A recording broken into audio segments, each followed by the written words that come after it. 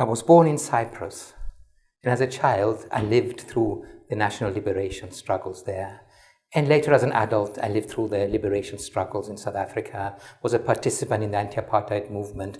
But here, I'm being celebrated as a social scientist and a sociologist. I have taught the best and the worst during my career as an academic, and I taught at WITS, and I taught for 27 years in Durban, and then now at the University of Cape Town.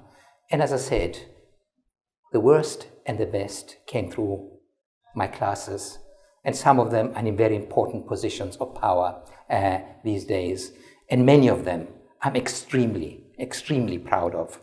Now, in KZN, we had already prefigured a lot of the policy frameworks that were coming. In the 80s already, we had trade union research projects, we had unemployed youth projects, we had culture and working life projects, we had industrial health unit projects, and we tried to our best of our ability to both create responses, positive responses to the various movements around us, but also to start dreaming about the future.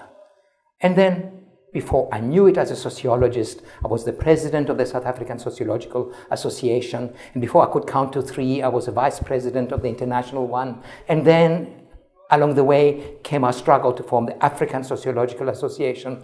And things moved on from project to project, being called to do an amazing array of policy kinds of work, from defining the social fields in the qualification framework, and then doing even in the African Union, chairing the committees that drafted the accelerated industrialization path for the continent, then the recovery plan for KZN after the economic meltdown of 2008, developing a charter for the future of the humanities and the social sciences, then being landed with the chairpersonship of the BRICS think tank, and encountering people I've never thought I would encounter before.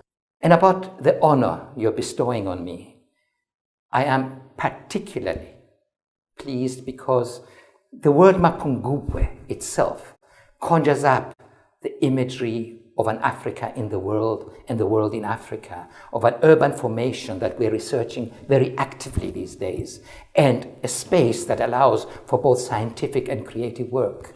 And beyond that, it is not only about Mapungubwe itself. It's about the fact that a little boy from Hillbrow, alienated from his ethnics, neither Anglo-Afrikaner, neither black or Indian or colored, at the moment, in a country that's polarizing, being recognized by my peers as somebody who has contributed something significant in the development of both the democracy and the well-being of this country.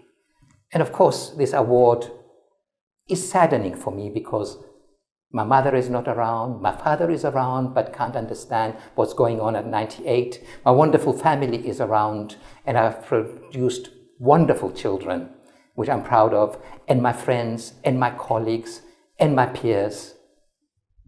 I'm accepting this honor because I have been made through you. Thank you.